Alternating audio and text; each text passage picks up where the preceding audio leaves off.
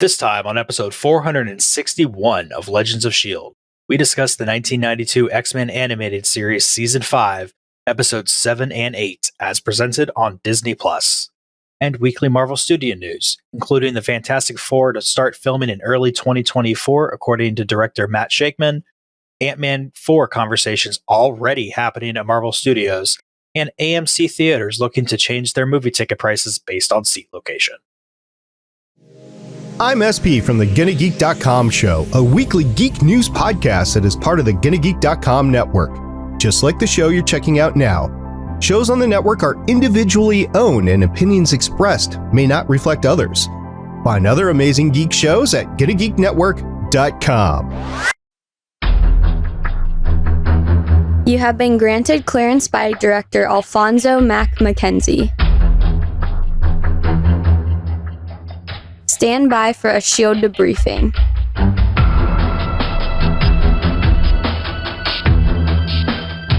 All information to be discussed here is classified and may only be discussed among agents granted clearance by the S.H.I.E.L.D. director.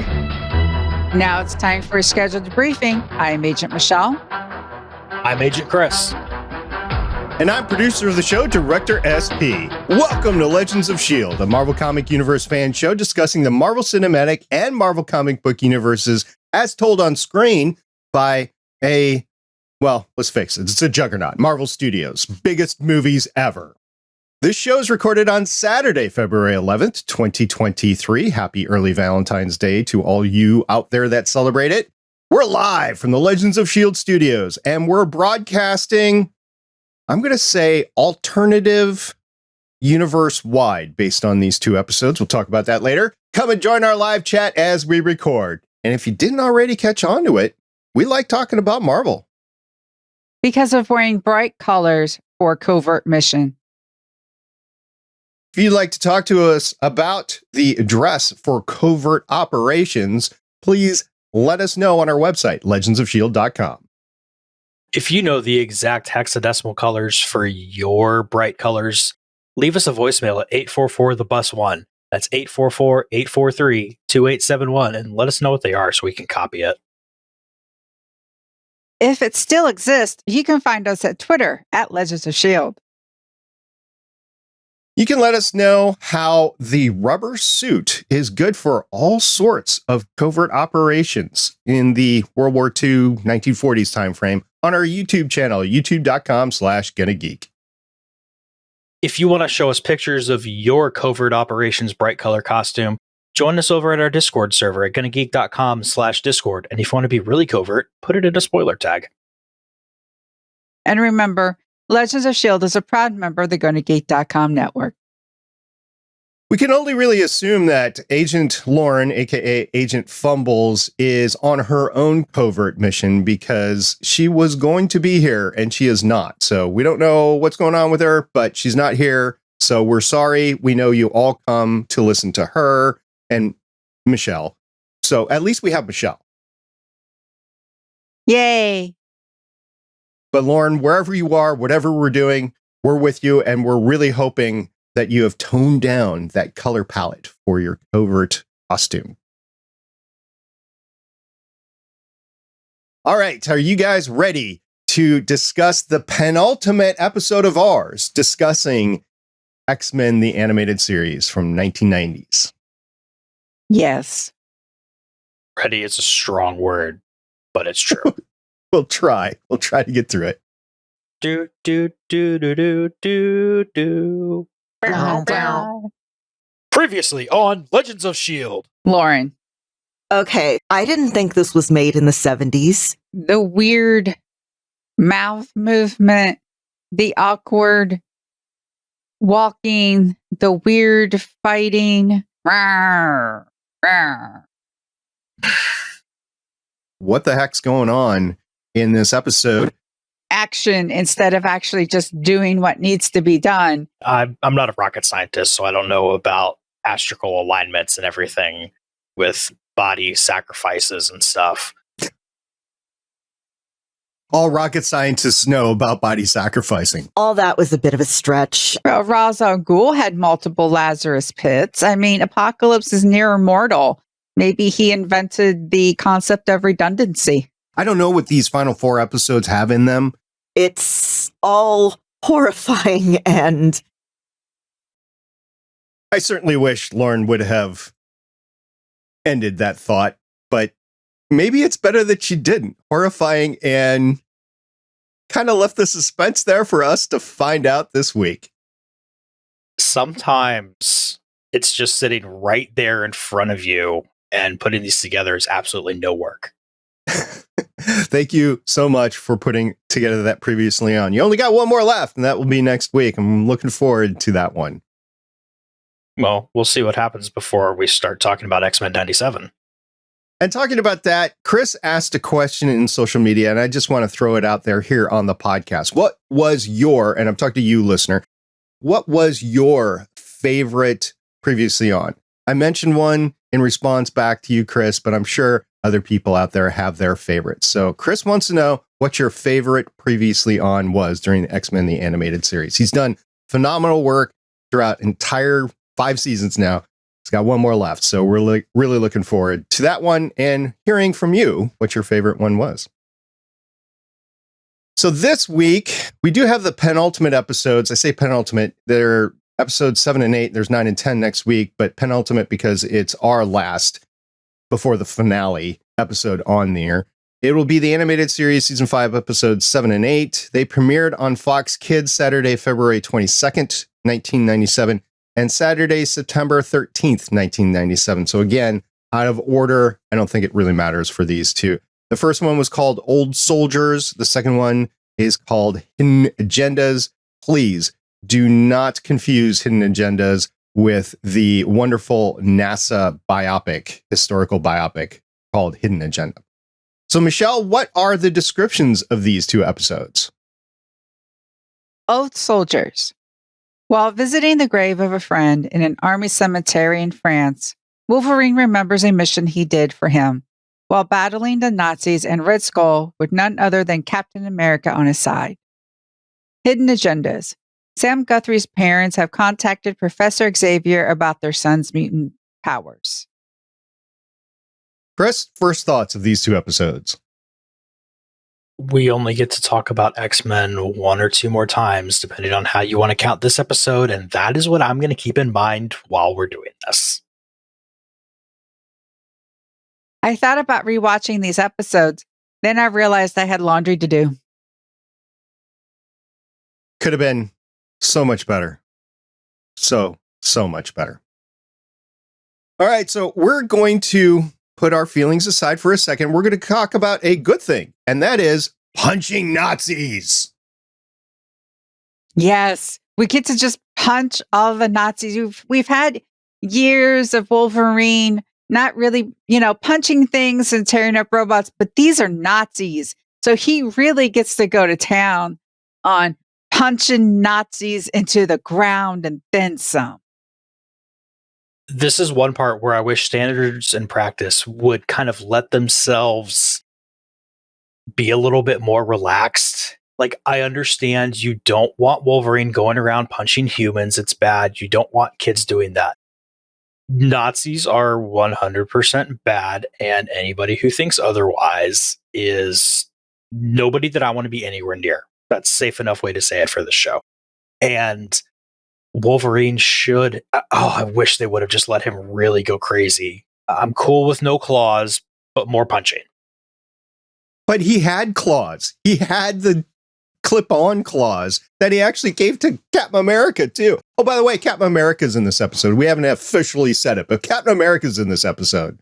So, yeah, you got Captain America, you got Logan, and they have clip-on claws that they're going up the mountain face. And I'm like, well, I guess Logan had some pre-training before he got his actual claws. So, okay. But it's not... Yeah, but no, I just... Ugh. So I get the history here. I get the history of the comic books. I get the history of the character. I get all that. We're generations removed from when these characters first came out. I get that. And I get that somewhere in Marvel Entertainment, because that's what it was at the time, right? Marvel Entertainment or Fox Kids. They were like, you know what?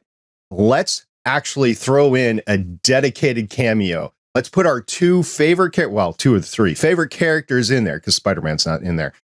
And let's see what happens. I'm really glad that they didn't throw Spider-Man in here, because that would have been very, very cringy and throw up in my mouth-ish to have all three of them kind of desecrated on screen the way these two were. But anyway, getting back to Logan, the claws. Okay, so he's a special ops guy, World War II. That's the backstory we're going with. And he is clawing up the mountainside with these metal claws that he just puts, clips on his hands. Okay, I guess. I don't know. I really liked that aspect of foreshadowing a little bit, especially because we've seen him later, like, oh, I can get used to this. All these things like that they had in there. That was kind of cool. We got Captain America's shield punching Nazis as well.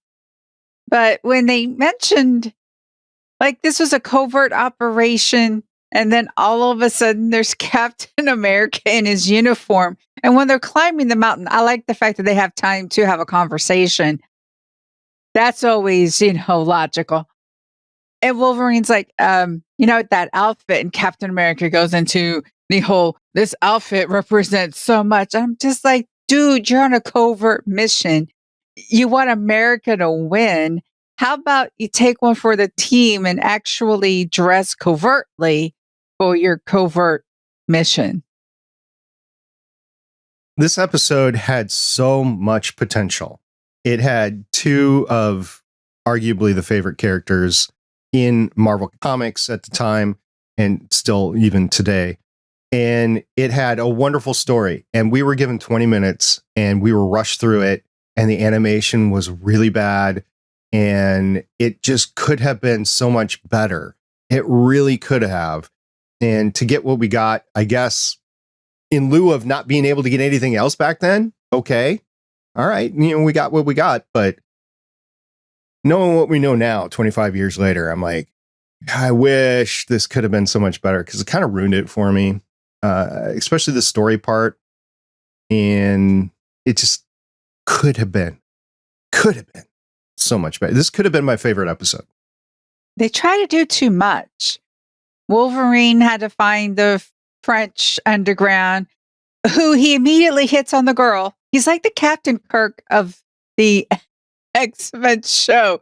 He's just hitting on everyone.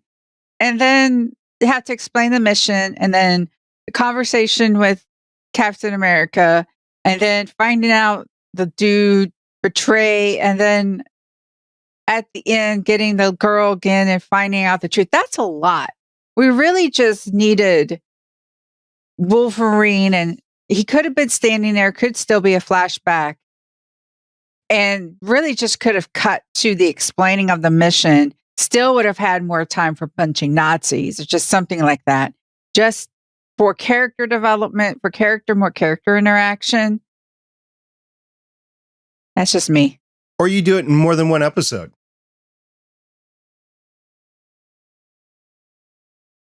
Yeah. I don't know.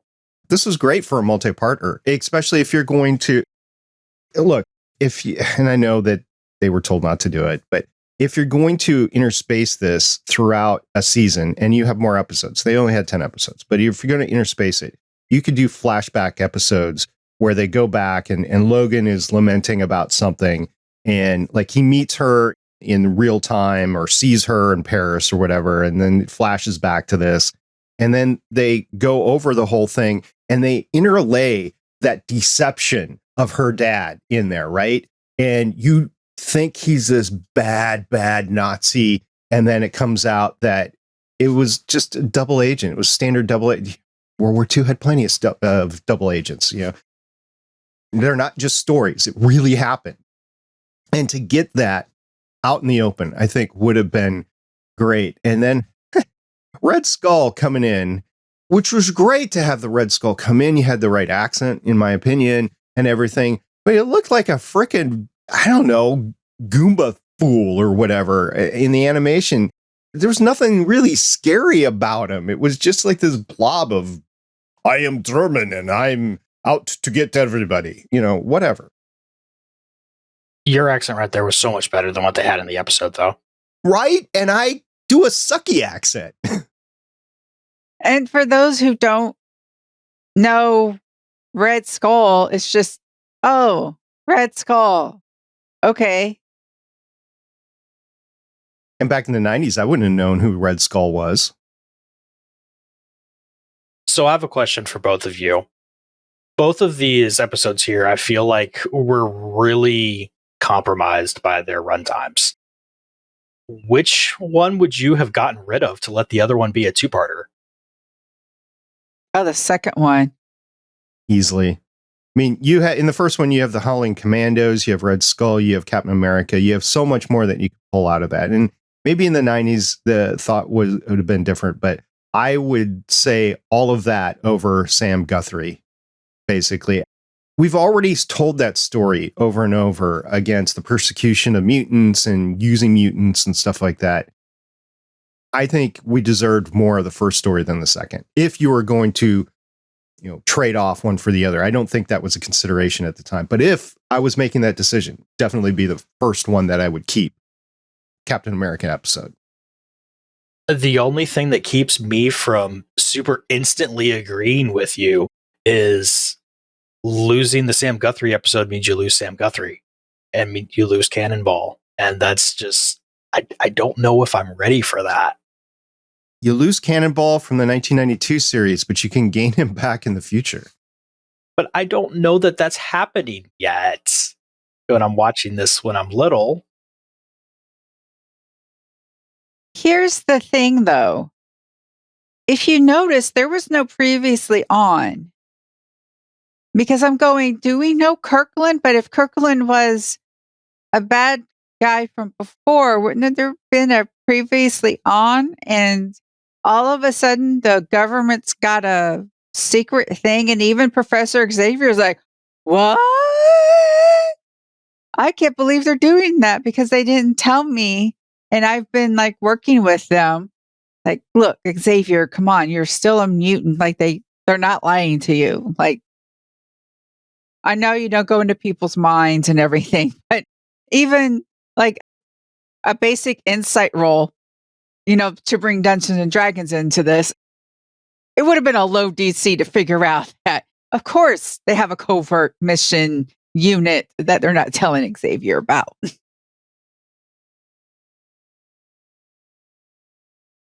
The animation, I know we're not talking about the animation, but the animation was so bad, I reckon I could do better.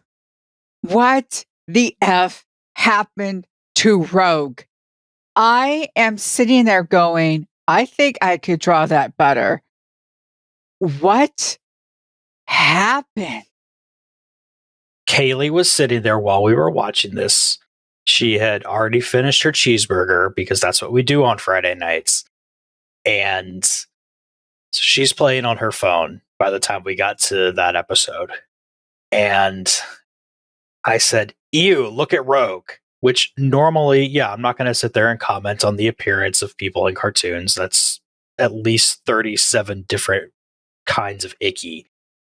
But so Kaylee, I could see her start to say something and she looks up and she doesn't say anything. And that's when I knew the animation was really, really bad. It was so bad. They did a shot from behind Sam Guthrie at one point in time where he's sitting down in the living room, whatever. I'm like, what is that? That is so bad. But you mentioned hamburgers. I'm getting kind of hungry now. What kind of hamburgers? You talking in homemade hamburgers? Do you put anything in the hamburgers? Are they like frozen patties that you bring them out, or do you get them at a store on your way home? What do you do? We have a cheeseburger place that we have gone to basically every week for about the past 8 years. And I call them when I leave work and I say, hey, I'll be there in about an hour. And I get there in between 57 and 65 minutes, like clockwork, because I have the drive down pat. And I bring it home and we watch cartoons.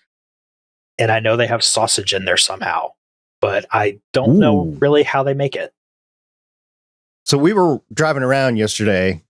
I was doing stuff with the medical stuff with the family. We're driving around and then we drive past this Jack in the Box. Now, anybody that's been in an area with a Jack in the Box knows what a Jack in the Box is. And anybody that doesn't, all you hear is these wonderful stories about Jack in the Box, right?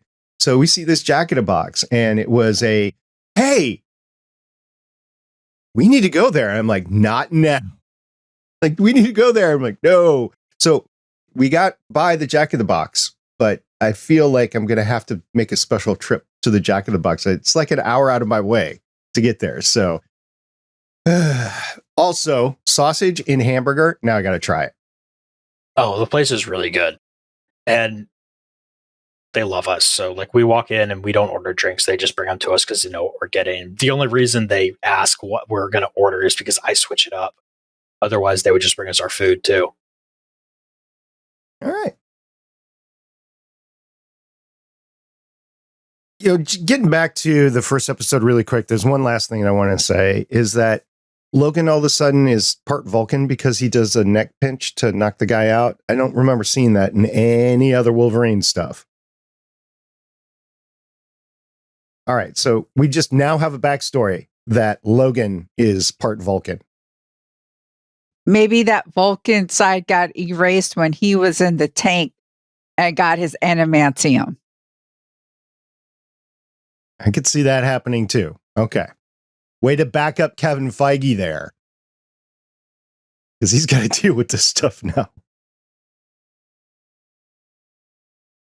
What do you guys think of the fights? I mean, the animation was bad, but what about the fights?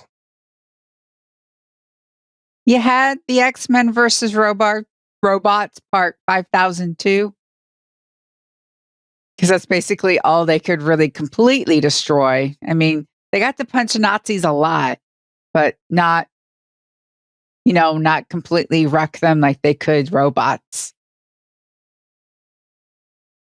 I kind of like Sam Guthrie's powers manifesting themselves in the cave-in, I guess, in the mine, I guess is the best way. So that's when we first see him. And so even though the animation was just incredibly bad, being able to see him with his powers, it's like, hey, what is this? If you go in not knowing who Sam Guthrie is or what his powers are, kind of looks a little combination between Superman, Flash, and Fantastic Four boy. Human Torch? Johnny Storm. Human Torch. Kind of combination of that. Yeah, see, I was thinking rocket boots from Iron Man just because of the way everybody else saw it. I've really liked the built-in explanation of what was going on. Oh, the fire was just really close to him, and somehow let's ignore the fact that he was flying instead of running. I don't know. It almost seems like he'd had his powers for a while and the town knew about it and the town was cool about it because it's Sam Guthrie. He's just like the goodest boy. Well, I guess you have to be wary if you're in one of those flyover states like Kentucky because something in there is going to give you special powers. Oh, and in fact that you're a mutant and you can cause all the cows to die or something. I'm going, good grief. Farmers are not. That's just spreading rumors. We know all about that. That happens in social media today. That's true. Pizza rat.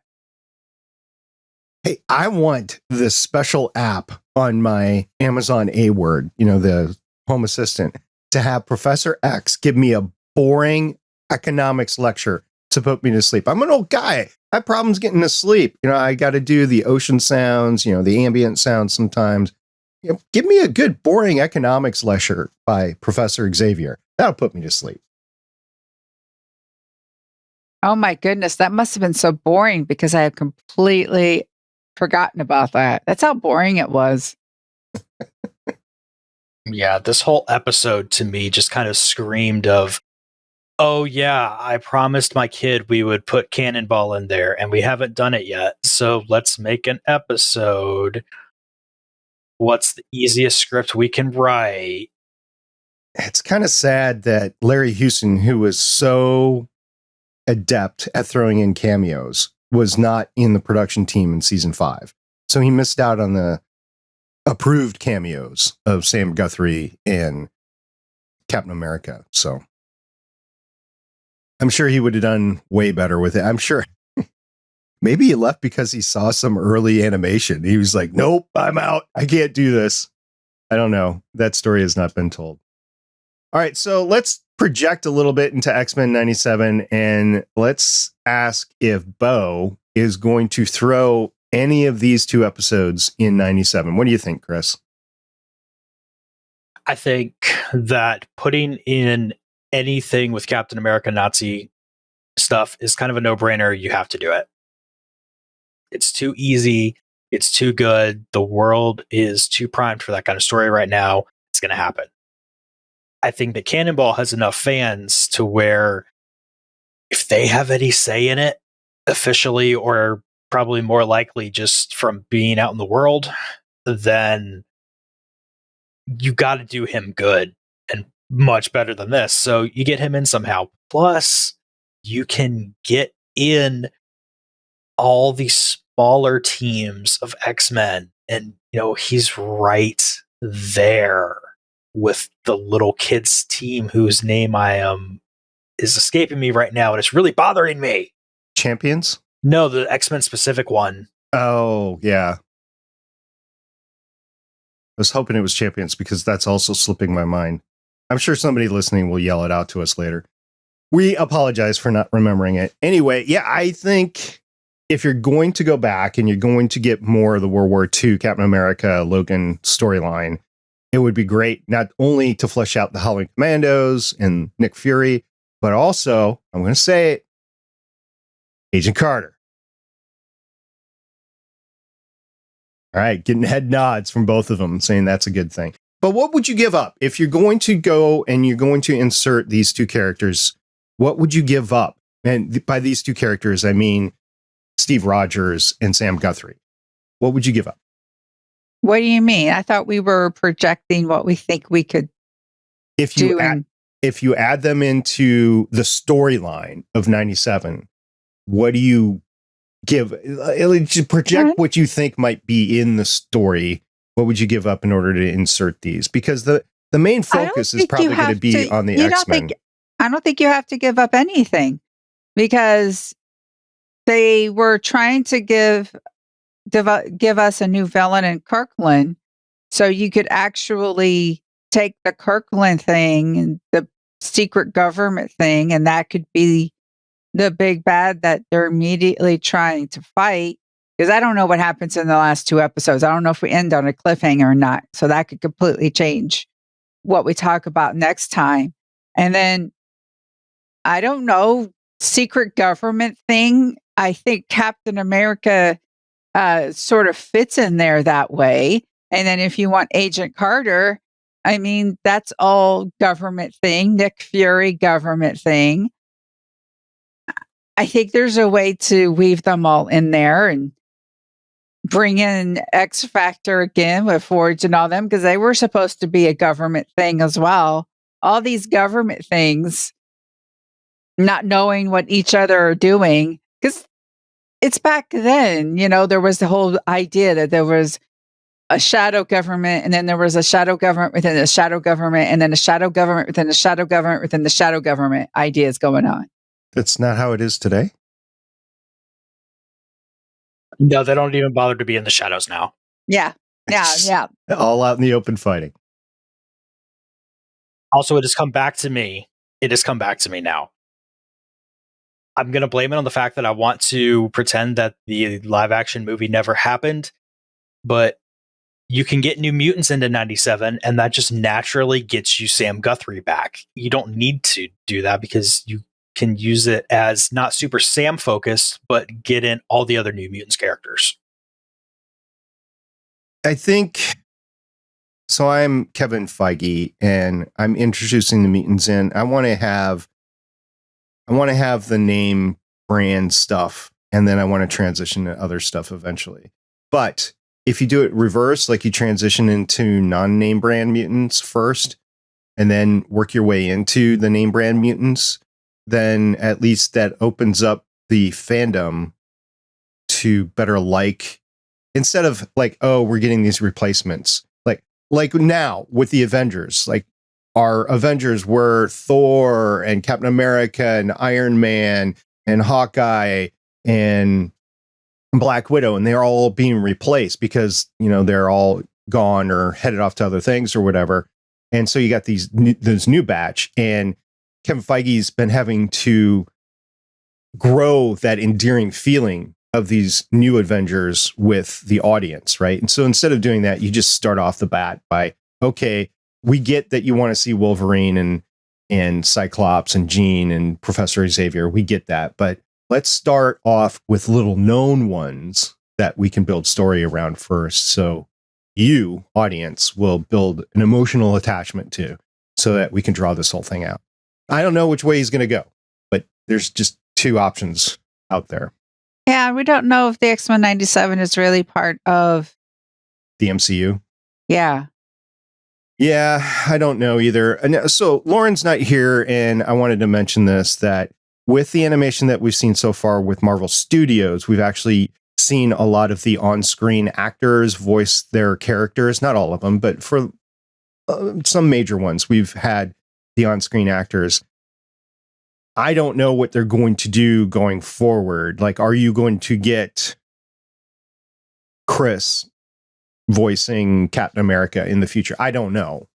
So we'll see how the voice work goes forward. I was thinking in terms of casting, like if so-and-so was tapped to voice their character in X-Men 97, we probably would have heard it by now, but I don't know. We'll see. The what if was fraught with the actual actors coming in and voicing their characters, basically. So I don't know. We'll see what goes on.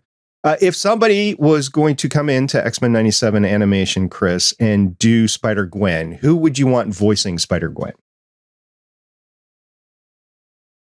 I don't know. I think that's just a completely wide open opportunity, because we've had Emma Stone, and that's basically it for the Andrew Garfield movies. And I don't know of her doing any voice actor specific stuff. I have no reason to think that they would come in and instantly connect to that. So there isn't a reason to like chain her to that role. I don't know. I want somebody new. I want somebody that we can grow with. Maybe this is better a question for Lauren, because I was thinking specifically of a new and upcoming actor or voice actor for that. And I just don't know enough about the space, because I'm old and I don't pay attention to the younger Disney stuff, basically, or anything else out there. Heck, let's just take a look at the more recent young actors and actresses that have taken over parts of what we would call the champions. You know, most do not have a lot of experience. Well, all I know is you can't go wrong with Tara Strong. As long as she's with us. That's correct. All right. Any last thoughts about these two episodes, these penultimate X-Men the Animated Series episodes, Chris? My biggest disappointment out of everything, again, comes back to you were so close, but you didn't get it. They had Sam going up and explaining his powers really well, that, I can't get hurt while I'm blasting. But you have the comic line right there, the super iconic, I'm nigh invulnerable. I can't even say it right now because of the way he does it. I'm nigh invulnerable when I'm blasting. And they don't say it. And I get that part of that is because what little kid is going to understand what that means? But adult me, just my heart breaks that they didn't get it exactly right. And I realized that I'm kind of part of the problem with that.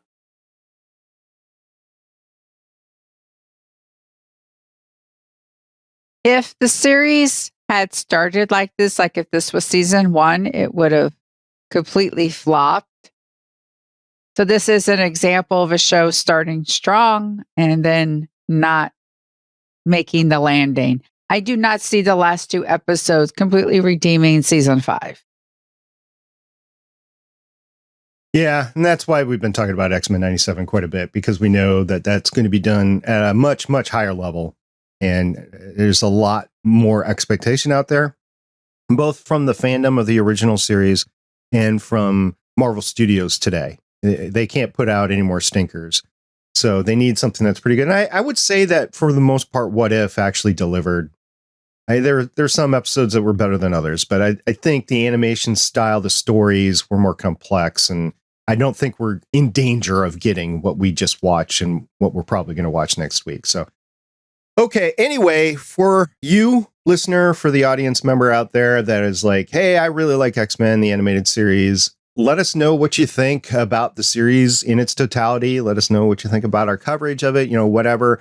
Get us your thoughts. Next week will be the last time that we talk about it until X-Men 97. And even when we're talking about X-Men 97, we might refer back to, they continue this story from 92, but we're not going to go back and rewatch it. That you'll have to do on your own. And we'll have to do it on our own if that's what we want. So anyway, next week will be the finale. And actually, next week, we won't have an episode. So in 2 weeks, we're going to be discussing the finale. We recognize that Ant-Man and the Wasp Quantumania comes out next week. We do plan to cover that in about, I want to say a month from now is when we're actually going to cover it. So if you get out there and you watch it, please let us know what you think about that. We are looking forward to it. We have at least one news story that will cover a little bit of it as we lead up to the premiere next week. And yeah, that's it. So X-Men, the animated series, and Ant-Man and the Wasp Quantumania. Let's get to some news.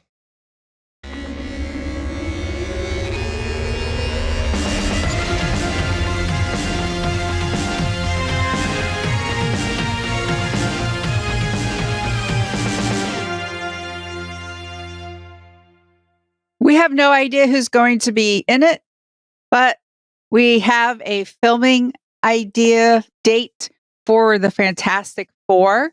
The Marvel Cinematic Universe's Fantastic Four reboot has a filming start date, according to director Matt Shakman. While speaking with The Wrap, Shakman revealed that plans were in place to begin filming the Fantastic Four movie in early 2024, although Marvel initially planned to release Fantastic Four in late 2024, it recently delayed it in several MCU projects. Instead of launching on November 8, 2024, and Fantastic Four comes out on February 14, 2025. So 2 years from now, we will be talking about the Fantastic Four movie starring people. I mean, let's get all the casting rumors out of the way right now, right? Actor or actress that you're thinking of has been rumored to be in Fantastic Four as insert role here. Because it's basically everybody has been rumored to be in this in one way or another. I can divulge now that I'm going to premiere it right here on the podcast that I have been contracted by Marvel Studios to play the part of Reed Richards on Legends of S.H.I.E.L.D. Are you going to be getting the gray streak in your hair going, though? I mean, it's already there. As a matter of fact, I need more hair. I need the contract money to do the hair transplant, to get hair to be like Reed Richards. Yeah, absolutely. Do we like the John Krasinski, Emily Blunt rumors? Absolutely. John Krasinski is so good at Reed Richards. I don't know if we're going to get him or not, but just me thinking about it, it's like, oh, he's perfect. And Emily Blunt, I love her. I know John loves her a lot more than I do, but I love her on the screen. She does amazing stuff. She has great chemistry with most people that she's on screen with. I think she would bring a lot to the MCU and Marvel Studios. They might just not be able to afford her. It's a lot of money to get her. And it would be a lot of money to get John, too. So I don't know. I think they could entice John by actually giving him the reins, although this is Matt Shakman's thing. So maybe that's preventing stuff from happening. I don't know. But man, those two, they would be great, in my opinion, on screen as part of the Fantastic Four. And matter of fact, having those two as part of the Fantastic Four would immediately redeem the team all on its own, in my opinion. Redeeming the team, I think, is the most important part because they've had so many failures including the Roger Corman one, even though that's not Disney or Fox necessarily at all, it's still a thing that exists that people can't get out of their minds. So they're going to have to. This doesn't need to be hit out of the park. This needs to be Jorge Soler for the Braves in the World Series a couple years ago, completely out of the stadium, skipping the parking lot. How would you feel? I know the Human Torch is supposed to be the brother, but oh my goodness, what if they decide to make the Human Torch not a dude and make it a sister? I know the internet, there'd be a big chunk of the internet that'd be like, no. But what about you two? I'd be all for it, especially if it's a strong character. I mean, if they do another flop, which I don't think Marvel Studios will let happen with Fantastic Four, but if they do another flop, then of course that would be a big issue. But we've seen so many strong women characters on screen that I don't really have a problem with it. There's some better than others. I mean, the ending of She-Hulk, not that Tatiana was a bad actor. She wasn't. She was a strong actor. The story went to a bad place, right? So you can't have that. You can't have any more of that, really. It's sad to say, but you can't, because then you get all the internet whining that you were just talking about. As long as you get a strong performance, I don't care. I'm fine with it. I'm fine with gender swapping, if that's the correct term anymore. I'm fine with that for anybody. I mean, look what we did with Agent Carter already in the What If series. This was just so cool. I have to admit, I would be so down for Gwendolyn Christie as Dr. Doom. Ooh. Jumping back to your Johnny Storm question, though, I don't want them to just make it a gender swapped character. I think it would be much better if they just completely leaned into it, make them trans, and tell the internet to suck it. Yeah, doesn't really matter to me as long as it's a strong performance, right? I mean, the internet trolls would feed themselves on that. That's for sure. And unfortunate, but I just want to see good story. I want to see good performance. That's what I want. I don't care what the genders are anymore. If you're wondering why I picked Gwendolyn Christie, dear listener, watch Wednesday. The way that she is in Wednesday, there are nuances there. And also Sandman, what she did with Lucifer. She is more than Brianna of Tarth. If that's all you've seen her in is Game of Thrones. Watch Sandman, watch Wednesday, or go to YouTube, and I'm sure somebody out there has done the ultimate Gwendolyn Christie cut or something. But she's worth it. For those of us who don't know actors, who was she in Wednesday? She's the head of the school. Oh, yeah, Dr. Doom all day long. Signed up. Let's do it. There's so many possibilities out there. I mean, Sigourney Weaver, when she came into the Netflix series, right? She was just so good in her role. It's just so many possibilities out there. You don't have to be the correct gender anymore. I guess there might be one or two things that you're like, yeah, it needs to be this gender for whatever reason. But for the most part, I don't think it needs to be there. I'm fine. And that would balance the team out, right? Be better balance it, I guess, especially if you go transgender. A non-binary, transgender. The world is open. Yeah, and I know all the fanboys out there listening to this podcast are like, SP, you're wrong. No, go ahead, say it. I'd like to think all the fanboys have left because of me and Lauren anyway. The ones that are going to be like that anyway. And me. We started with Haley and Lauren to begin with, so we're good. All right. I'm going to move on to the next story because, again, it's a little controversial talk. So let's get to it, right? So Ant-Man 4 conversations have already started happening at Marvel Studios. This was an exclusive article that was out on comicbook.com this week. And basically it said that we're already thinking about it, which was Stephen Brochard. And he said, it's like every movie, its own battle, and you bear the scars of making it and wanting to make it great. But hope springs eternal, and you start to put yourself back together after the journey of making the movie. You're like, yeah, what if we did X? And what if we did Y? Like the wheels start turning. You can't help yourself. I don't want to say anything about specifically what those are, but yeah, you can't help yourself. Those conversations, those whispers have already started to happen between myself and Ant-Man director Peyton Reed and Marvel Studios president Kevin Feige. And you know, Chris, you're going to bring in another aspect to this, but before you get there, I just want to say, you know, I can kind of see where they might be going here. I've already said don't expect a happy ending from Ant-Man. I've already said that, and I'm not expecting a happy ending. I'm totally believing that we're going to lose a lot of the characters from the Ant-Man franchise as we go forward. But what we're going to keep is somebody called Cassie. So we're going to get Cassie out of this because Marvel Studios wants to continue the Young Avengers Champions theme.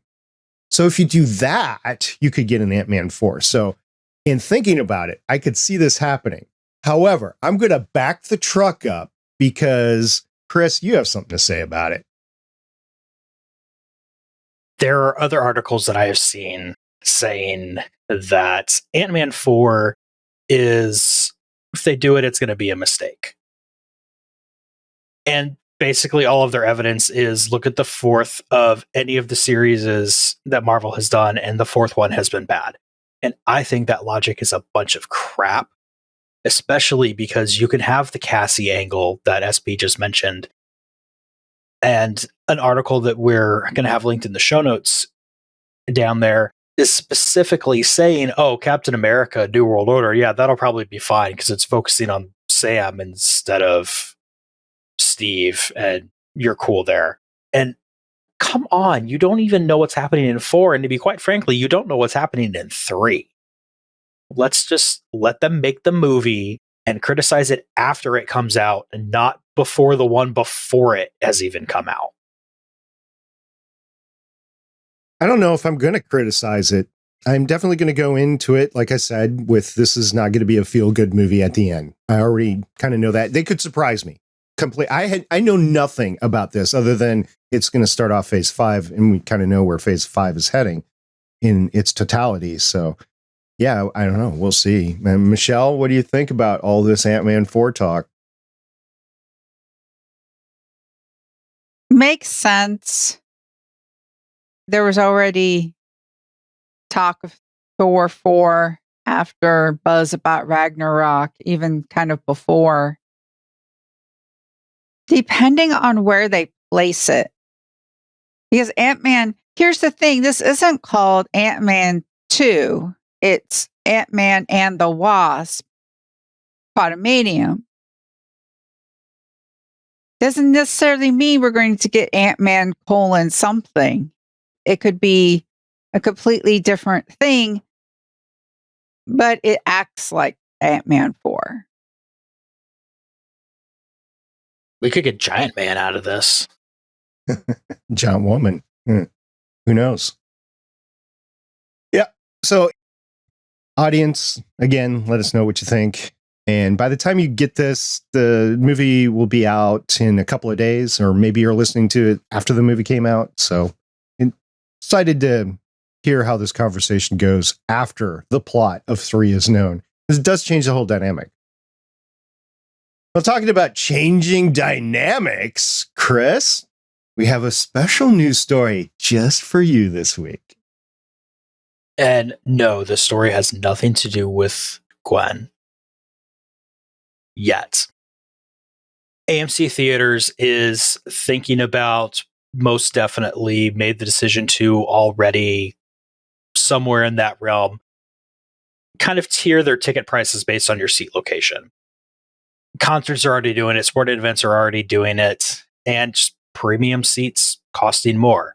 Per Variety, America's largest movie chain will be introducing Sightline at AMC, a new pricing scheme based on where you're seated in the auditorium.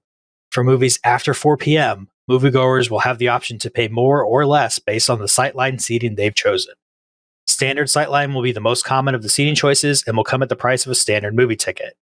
Value sightline is going to have customers paying less because it's going to be for seating in the front rows, while preferred sightline patrons will have spots typically in the middle of the auditorium that will cost a bit more than standard seats. I'm a fan of this, honestly. Like, basing it around your normal stuff is the normal price and working off of that, I think is a good move for it. I think if you're willing to sit on those edge seats in the very front, getting a benefit for that is good. The fact that it's only after 4 p.m., so it basically doesn't affect me anyway because we tend to hit the earlier shows, means I just almost don't care what they do with it. It's not a bad move. Only if we can get reserved seating. Oh yeah, That's that's the way that's that kind I of a thing like going it. anyway. Yeah, that's part of the whole deal is that you pick your seat and that seat is cost X amount. One of the things I liked about living in a bigger city, I was near, when I lived in Minnesota, I was near Minneapolis. And so those, suburbs had some great AMCs.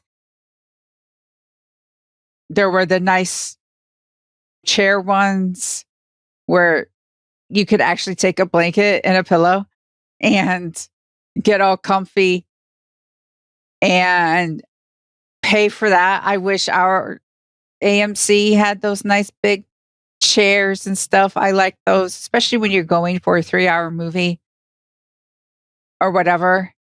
I paid more for those and I paid for my preferred seating, which, interesting enough, is the top row. I wonder what the top row seats would be. So if you take a look at the graphic, the more expensive seats are basically in the middle. So you're in prime position for the sound and to view like the entire. The way I usually do it, if I'm just going into a theater and I'm not pre-buying my seat, is I'll walk up, and when I get to the point where my vision is filling my glasses, because even when I go to movie theaters and sports events, I wear glasses that focus long distance. So I go to that point, see where it fills the glasses. And if it's any smaller than that, I just lose a little bit of the viewing quality, but I lose some sound quality. If it's any bigger than that, then I lose my visual quality. So you think in terms of that, it's kind of like in the middle of the tiered seating that's in the back is really where the more expensive seats are. Personally, I'm an old man, so I like sitting on the edge. So once they figure out that that is a premium seat, they're going to start charging me more for that.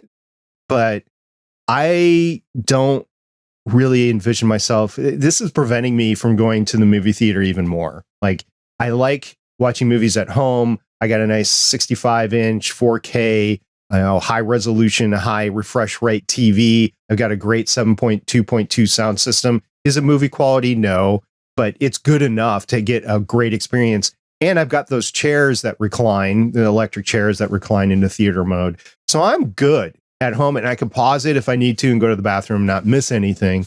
And everything's fine. I got my own snacks. It's less expensive. I don't hear the rustling that you get from other people. I don't get the cell phone light coming on, distracting me during a very important part. So I'm very finicky when I want to watch movies. So I get a better experience at home. That's just me personally. If I was younger and I wanted to go with a group of people, whatever, I could still have it at home, but it's just more conducive to go out to a movie theater. And there's going to be cases where I'm going to have to go out to the movie theater like Ant-Man. I'm going to have to see that in the movie theater. I'm not going to be able to do it here. The best I could do would be to rent out a whole theater myself. Hey, a couple $1,000s and do that. The other thing that I wanted to say to dovetail on what Michelle said about the seats that recline and everything, when they retrofitted all these theaters with the tiered seating and almost this first class style of seat that almost recline all the way and you get pillows, and you can bring pillows and blankets in and that sort of stuff, especially in the winter, is that unfortunately those need maintenance after a while. Those need more maintenance than just a normal seat without the electronics in it to make that happen. So you're going to end up paying more for those seats to begin with. Yes, movie theaters can buy in bulk, and so they get a lower discounted price on them and everything. But because of the maintenance required on the electric motors and the false leather and stuff like that, it just drives up the price even more. Is it a nicer experience? Absolutely. But I would expect to have to pay more because it's a more tailored experience along those lines. So the days of me going to see a 99-cent movie on Tuesday, first run 99-cent movie, it was long gone. It's never going to happen again. But they got to make their money somehow. And I don't have a problem. If you think those are the premium seats, yeah, pay more for them as long as you can reserve them, like Michelle said. So I don't have a problem with that, but this does prevent me from like, yeah, I could get that same experience at home. So why go? And there's so much out. Here's the other thing. There's so much out there to see, even today after the pandemic and the limitations on the pandemic and stuff. I'm backlogged on a lot of the stuff, a lot of the series and movies that I haven't seen yet. And I can watch them at home versus going to the movie theater and see something that I might or might not like for, I don't know, $50, $75 a person, when you factor in food and the tickets and everything. So yeah, maybe I'm just an old guy. Get off my lawn. Finally found a graphic of it. So basically most of the theater in this picture that I found is the normal seats that you've had. The value for them is like the back row. I do like the value sight line, because if you're all the way up on the screen, then you shouldn't have to pay as much. I won't do that anymore because I've literally come out of the theater with a sore neck for like weeks after that. So I'm not going to do that anymore. But some people, hey, I want to see it. I want to see it right there. Okay. Or at least those chairs that they see. I have our AMC has the older seat, the poor leg room, everything like that. I really wish. So they tore down the other one. I wish they would build another like up to date one. Fine, no leather seating, but at least the ones that you see in this picture with like the higher back and there's more leg room. I would like that even where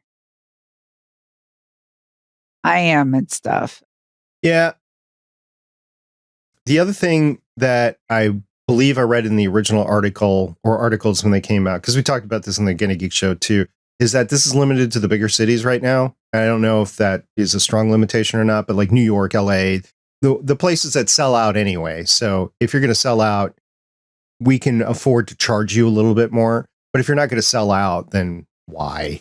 People just move into the middle anyway. All right, lots of other stuff that you can see in our show notes. A lot of other articles. We've got one of note is something to deal with Patrick Stewart. So if you're interested in Professor Xavier, you might want to check that one out. And one on Wonder Man. I know we've been talking about that back and forth, but there's a little bit more for you in the show notes. So with that, I think we are all going to try to brain bleach these 2 episodes and get our way out. Yeah. Thankfully, I have a friend who just got some new puppies.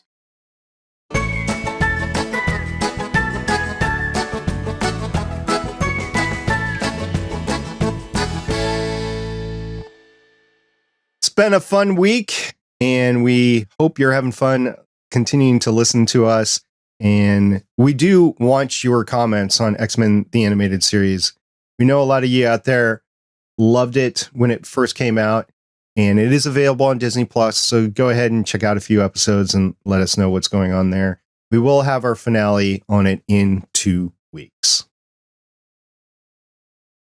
Thank you for listening to us. watching us, consuming us in some way. Well, our product. Don't consume our physical bodies. We like our physical bodies. But we always appreciate it when you interact with us, especially on Discord. We're very active on Discord because right now I've shied away from Twitter for right now. I'm afraid to go back on Twitter. I have to admit to it. I don't know what I'll find. I mean, mostly you're going to find the exact same stuff you were finding on Twitter before. So it's not any more scary, but if you were scared before, it happens. Fortunately, my new job makes me actually do work. But if you want to hear other things from me, you can head on over to Play Comics, where this time it's actually going to be Batman Gotham Racer and another episode, because if I made you wait an extra week, you're going to get 2 episodes. The other one is a top secret, but it might be something a little magical. We'll say Twitter's not necessarily bad. I know a lot of people have strong feelings based on what's going on, but I hate to break it to you, those things are happening no matter who owns whatever social media. You're just being snowed over as to, oh, this is being taken care of. It's really not. I know Twitter is a special case, but if you're looking for me at a place that's not Twitter, the link to my Mastodon account name is in the show notes. So go ahead and find me over on Mastodon. I've actually really enjoyed it over there. It's like Twitter was like 12 years ago. It's really fun. So if you haven't checked it out yet, do. I know a lot of people have concerns about it. It doesn't work the same. It doesn't. And I don't know what server to join. Well, it gives you, when you're signing up for Mastodon, it gives you a list of available servers that you can enter. Just look into them and see which one fits you. If you want to change somewhere, you can actually transfer. There's a process in place to transfer, but the server that you want to go to needs to have an opening for you to go to. So until then, I picked one. I'm very happy with it. It's Universidon, but you might want another one for a variety of reasons. I know Steven created his own over on the Get a Geek Network. I'm not a member of that, but and there's a whole bunch of moderation that comes with it, so he doesn't really want a lot of people on it. But you could do that too. His server, by the way, is called Moostodon. So, haha, Canadian. But yeah, Mastodon has been fun. And if you're listening to this and you're on Mastodon too, please look me up over there and follow me, and I'll follow you back. Anyway, until next time, I'm Director SP. I'm Agent Dribbles. And I'm Agent TBD. All right, see everybody next time. Bye. Bye. Bye.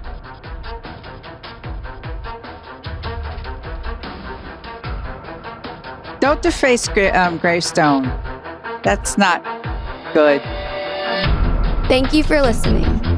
If you want to leave us feedback, go to gonnageek.com and you will find all our contact information and other shows.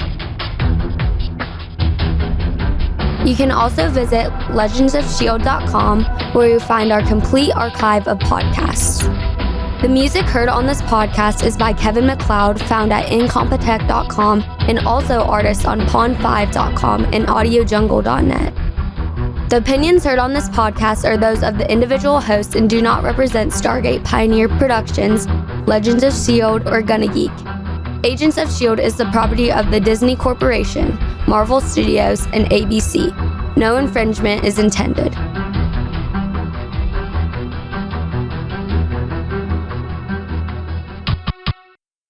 Legends of S.H.I.E.L.D. is copyright 2013 through 2023.